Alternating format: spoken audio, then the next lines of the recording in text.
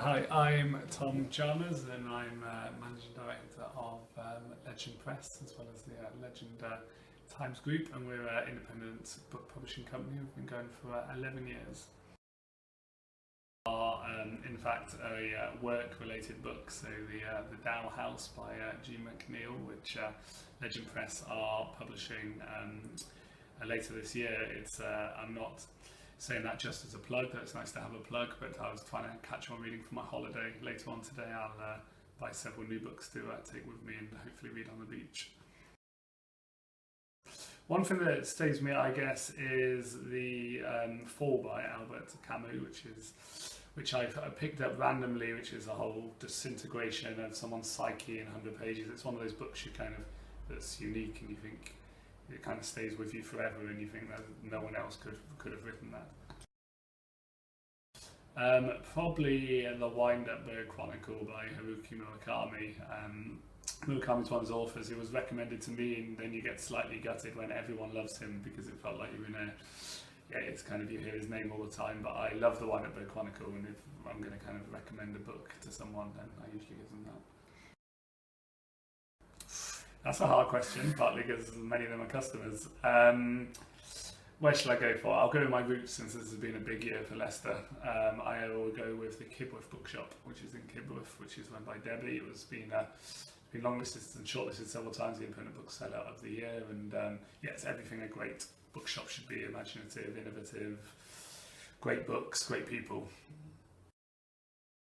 It was probably, I'm going to get the name wrong now, but which is just recently, which was The Light You Cannot See. I might well have got the name wrong, which is a book based around the Second World War, with a blind French girl and a German boy who becomes a soldier. It became a huge book, so it wasn't hugely original, but it was, I was talking about historical fiction. It was recommended, which I don't read a massive amount of historical fiction, but it was recommended to me as a way to kind of get into it a bit more, kind of contemporary historical. Probably from the events we've done lots of events over the years. We've done, I guess particularly I'll pick out the Big Green Bookshop, partly because we've got an event coming up in Wood Green in London, where I guess it's got a nice feel. We have lots of events and put on drinks and books and lots of interesting people there, so there's always a nice buzz, and kind of bookshops should be, the best independent bookshops are fantastic spaces to be, and that's kind of what I enjoy most. It was bookshops in a way that, even though we sell in many different routes now, that started me off, gave me the idea to start Legend Press in 2005. It was actually picturing creating these products. I've always loved the book as a product, but also putting it into seeing it out in the bookshops, going in bookshops myself and seeing them out there, and I kind of think, even if there's been challenging times recently, they've lasted the course of time for so long. There's an evolution process, but it's that feeling of excitement, I guess, when you go in a bookshop and you see a selection of books you didn't necessarily know you'd be interested in, and find yourself going out with things you didn't expect to buy. I mean, the book, like for many, that got me into reading initially was Lord of the Rings when I was young. I mean, it's the kind of book that maybe wouldn't get published now, sadly, and it took about 300 pages to start, but it was just a book that fascinated me, and the imagination when I was young. I remember spending a long time finishing it and then reading it, following a few books I've also read again. So that's had a huge influence on me.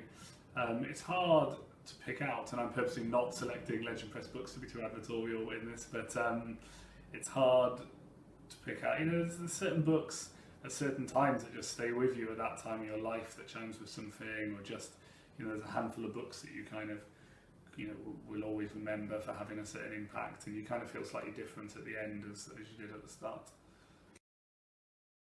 Well, I should go advertorial then. I should pick something. I would say for Father's Day, we've just launched a couple of great books by male authors. Not that has to be for Father's Day, but so Lingua Franca, which is a fantastic book by William Thacker, which is about kind of almost a bit dystopian, a guy who launches a naming company. So basically many of the cities in the UK have been renamed after corporate sponsors, and it's about kind of his journey and kind of the way commercialization of language has gone to the full extent. It's dark and funny and brilliantly written.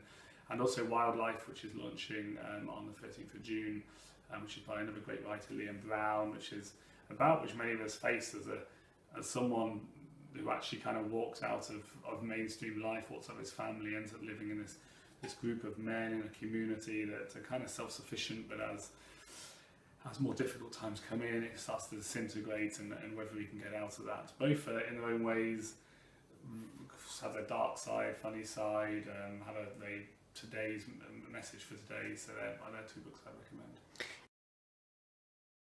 It's hard sitting here by my desk not thinking of workbooks. To be honest, I don't necessarily have a huge to be read pile, which is kind of quite nice in that I have lots of the classics I want to tick off and read. Like I went for a spell of reading like a lot of Russian books recently, or different books, but generally I like to be inspired in the moment, to see something in a bookshop or online or wherever that I really want to read. And I think that's the great thing about reading. If you've got 2 planned out or have a year planned out, you're kind of losing part of the thing that reading is.